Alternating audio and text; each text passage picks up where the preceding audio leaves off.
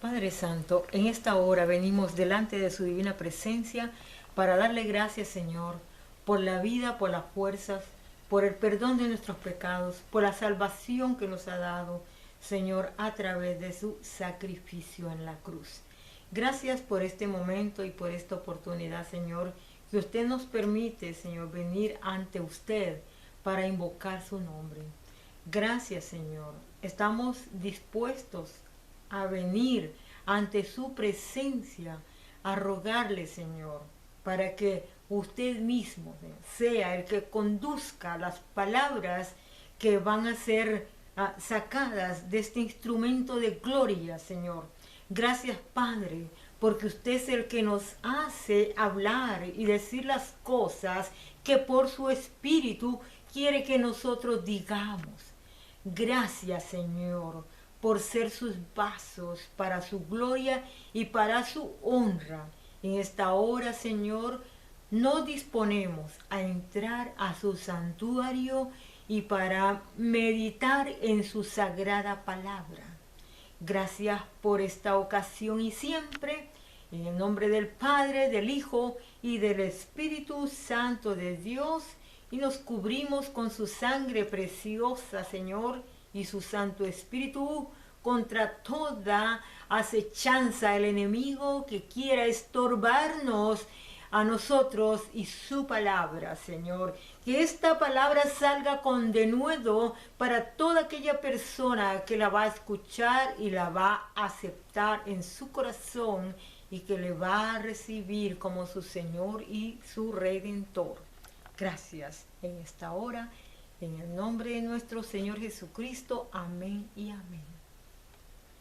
Amados amigos y hermanos en Cristo Jesús, en toda la faz del universo donde usted se encuentre, ahí sea la mano de Dios tocando su vida y dándole fuerzas para seguir adelante. En cualquier parte del mundo donde usted se encuentre, la paz de Dios esté con ustedes hoy y siempre y por siempre. Entramos pues al santuario de Dios para meditar en su palabra. Vamos a irnos al libro de Marcos en el capítulo 7, del 1 en adelante, y nos vamos a enlazar con muchos puntos de la palabra de Dios acerca de estos acontecimientos y eventos que pasaron en aquel tiempo cuando el Señor Jesucristo hablaba con sus discípulos y con las multitudes. Así pues, vamos a la palabra de Dios ahora mismo.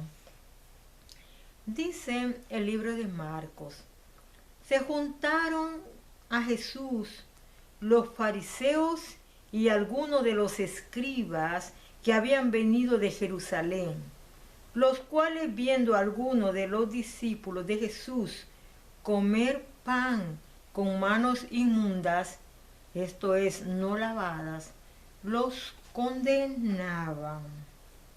Los fariseos y los escribas de Israel. Porque los fariseos y todos los judíos, aferrándose a la tradición de los ancianos, si muchas veces no se lavan las manos, no comen. Y volviendo de la plaza, si no se lavan, no comen. Y otras muchas cosas hay que tomaron para guardar, como los lavamientos de los vasos de beber y de los jarros y de los utensilios de metal y de los lechos. Le preguntaron pues los fariseos y los escribas: ¿por qué tus discípulos no andan conforme a la tradición de los ancianos, sino que comen pan con manos inmundas?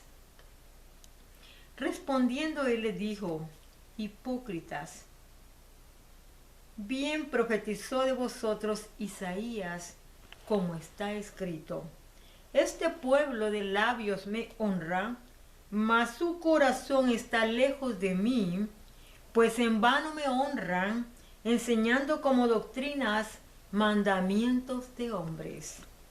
Porque dejando el mandamiento de Dios, os aferráis a la tradición de los hombres, los lavamientos de los jarros y de los vasos de beber, y hacéis otras muchas cosas semejantes. Les decía también, bien invalidáis el mandamiento de Dios para guardar vuestra tradición. Porque Moisés dijo, honra a tu padre y a tu madre, y el que maldiga al padre o a la madre, muera irremisiblemente. Pero vosotros decid, basta que diga un hombre al padre o a la madre, es corbán, que quiere decir mi ofrenda a Dios. Todo aquello con que pudiera ayudarte. Y no le dejáis hacer más por su padre o por su madre, invalidando la palabra de Dios con vuestra tradición que habéis transmitido, y muchas cosas hacéis semejantes a estas. Y llamando así a toda la multitud les dijo, oídme todos y entended, nada hay fuera del hombre que entre en él que le pueda contaminar. Pero lo que sale de él, eso es lo que contamina al hombre. Si alguno tiene oídos para oír, oiga. Cuando se alejó de la multitud y entró en casa, le preguntaron sus discípulos sobre la parábola. Y les dijo, ¿también vosotros estáis así sin entendimiento? ¿No entendéis que todo lo que fuera, que todo lo de afuera que entra en el hombre no le puede contaminar? Porque no entra en su corazón, sino en el vientre y sale a la letrina. Esto decía, haciendo limpios todos los alimentos. Pero decía que lo que del hombre sale, eso contamina al hombre. Porque de dentro del corazón de los hombres salen los malos pensamientos, los adulterios, las fornicaciones, los homicidios, los hurtos, las avaricias, las maldades, el engaño, la lascivia, la envidia, la maldicencia, la soberbia, la insensatez. Todas estas maldades de dentro salen y contaminan al hombre. Aquí nos quedamos. Marcos 7, del 1 al 23. El Señor Jesucristo, cuando estuvo en medio de sus discípulos, enseñándoles la palabra y adoctrinándolos para el futuro tiempo que se venía, cuando Él ya no iba a estar entre medio de ellos, dándoles la sabiduría y el entendimiento de poder conducirse sin ser atados a cosas de los hombres, a mandamientos y a ninguna cosa llevan, sino solamente a un gran enredo, por lo cual los hombres pierden el verdadero camino para llegar a Jesucristo, por cuanto son muchos, por decir así, los amuletos que buscan aquellos promovedores de religiones y aquellos promovedores de ideas que nada tienen que ver con la realidad y la verdad de lo que pasó en la cruz del Calvario. Es por eso pues que hoy, en esta noche, podemos anunciar la palabra de Dios, que no es lo que entra en el hombre lo que contamina, sino lo que sale. Pero hay que mirar lo que entra y lo que sale, ¿verdad? Porque no todas las cosas que entran es que son bien. Porque, por ejemplo, los hombres que toman vino son borrachos, entra el vino y los seduce, y entonces los hombres están aptos para ser dirigidos por el enemigo de sus propias almas, porque lo controla a más no poder. Así pues, él se refería a los asuntos de lavarse las manos muchas veces y las controversias que esto traía, y todo lo que estos hombres fariseos, escribas, saduceos, estaban siempre pendientes de cómo estar alegando y estar siempre enfrente del Señor, estorbando la obra del Altísimo Dios de los cielos.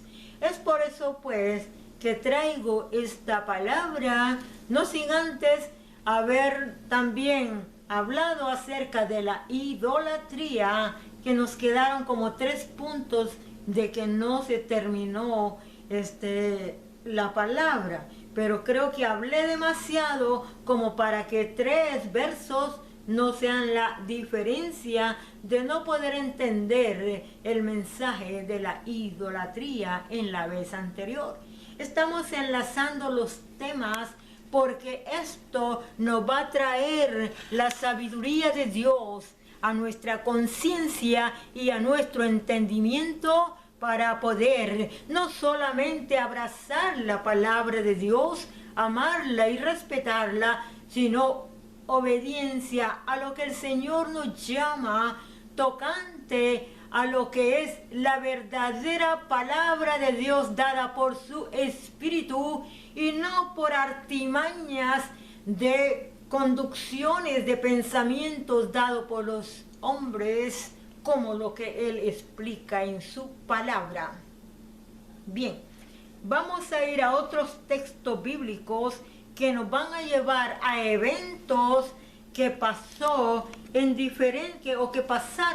en diferentes hombres de Dios cuando ellos estuvieron en la tierra presentes. ¿Por qué? Por la razón de que estos hombres muchas veces estuvieron expuestos al peligro y fueron atropellados en sus derechos por causa de la palabra, de la exposición de ella al mundo entero de aquella época. Y uno de los puntos importantes es cuando vamos a Hechos de los Apóstoles, capítulo 15, verso 20, dice, fíjese lo que dice la palabra. ¿Quién dice estas palabras? El autor de Hechos de los Apóstoles dice así: sino que se les escriba que se aparten de las contaminaciones de los ídolos, de fornicación, de ahogado y de sangre. Esto es el mandato a los pueblos gentiles. Y a todo aquel que abraza la palabra del Señor para que entienda la diferencia entre una cosa y la otra. Veamos un punto muy importante, cómo se hablaba en aquella ocasión. El apóstol Pablo es apedreado en Listra. Veamos el punto importante de este hecho. Entonces algunos que venían de Judea enseñaban a los hermanos: si no os circuncidáis conforme al rito de Moisés, no podéis ser salvos. Vamos a entrar en diferentes puntos de lo que es la circuncisión y la incircuncisión, enlazando todos los temas. Dice, como Pablo y Bernabé tuviesen una discusión y contienda no pequeña con ellos, se dispuso que subiesen Pablo y Bernabé a Jerusalén y algunos otros de ellos a los apóstoles y a los ancianos para tratar esta cuestión. Ellos pues, habiendo sido encaminados por la iglesia, pasaron por Fenicia y Samaria, contando la conversión de los gentiles, y causaban gran gozo a todos los hermanos. Y llegados a Jerusalén fueron recibidos por la iglesia y los apóstoles y los ancianos, y refirieron todas las cosas que Dios había hecho con ellos. Pero algunos de la secta de los fariseos que habían creído se levantaron diciendo: es necesario circundarlos circuncidarlos y mandarles que guarden la ley de Moisés. Y se reunieron los apóstoles y los ancianos para conocer de este asunto. Y después de mucha discusión, Pedro se levantó y les dijo: varones hermanos, vosotros sabéis que ya hace algún tiempo que Dios escogió que los gentiles oyesen por mi palabra, la palabra del evangelio, y creyesen. Y Dios, que conoce los corazones, les dio testimonio, dándoles el Espíritu Santo, lo mismo que a nosotros. Pedro les está explicando cómo Dios le mostró aquellos cuadrúpedos cuando él estaba en casa de un Pedro pescador, esperando que le sirvieran de comer, y estaba en ese momento visitando aquel lugar, llevando la palabra. Y es cuando él entra a la casa de Cornelio, el centurión romano, y es cuando Pedro piensa que qué quería decir aquella visión, y después él entiende que Dios lo llamaba a hablar con Cornelio, un gentil romano, que él no podía entrar en esa casa por cuanto aquellos eran paganos y él no lo era. Entonces no había un contacto de acercarse entre un pagano y un judío hacedor de la palabra a través de la ley. Entonces, ¿qué sucede? Dios le dice que él, lo que él limpió o va a limpiar, es limpio y no es inmundo.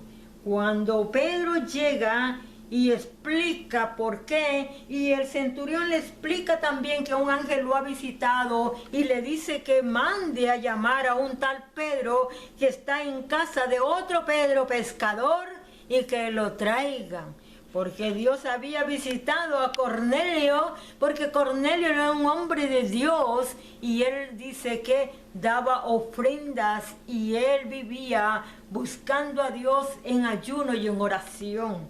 Y dice que en aquel momento entra Pedro y la presencia del Espíritu Santo cae sobre toda la casa del centurión, con su familia y con sus vecinos, o que diga su ejército, o aquellos que estaban alrededor con él, amigos. Entonces, es por eso que él explica acerca de esta gran contienda que se había armado, porque los fariseos, saduceos, escribas y todos aquellos que vivían siempre estorbando la obra de Dios, decía: tienen que circuncidarse. No importa que acepten a Cristo, tienen que circuncidarse. Y de estos habían fariseos que habían aceptado a Cristo, pero traían las imposiciones de las leyes que los mismos judíos no lograron nunca hacer bien. O sea, quebrantaron la ley. Pero el Cordero Pascual, el cual vino a la cruz, él cumplió con todo el ritual de los mandamientos, y por lo tanto él es el que cumple la ley para siempre, y es el que le da entrada por la gracia de la fe a todas las personas que vengan a Cristo Jesús. Ahora que es tan fácil, ahora que es solamente un regalo de Dios grandioso, ahora que es por misericordia de Dios, por gracia de Dios, ahora los hombres no tienen ninguna excusa para decir que no pueden venir a Cristo Jesús. Las leyes y los mandamientos, el Señor los cumplió porque nadie los pudo cumplir. Y es por eso que estamos en este tema, para estar mirando acerca de lo que pasó. Vamos a ir después a otros puntos. Aquí tenemos otro punto muy importante y lo vamos a aclarar ahorita mismo. porque por fe Cornelio recibió la salvación y recibió el Espíritu Santo y fue bautizado en agua en el nombre del Padre, del Hijo y del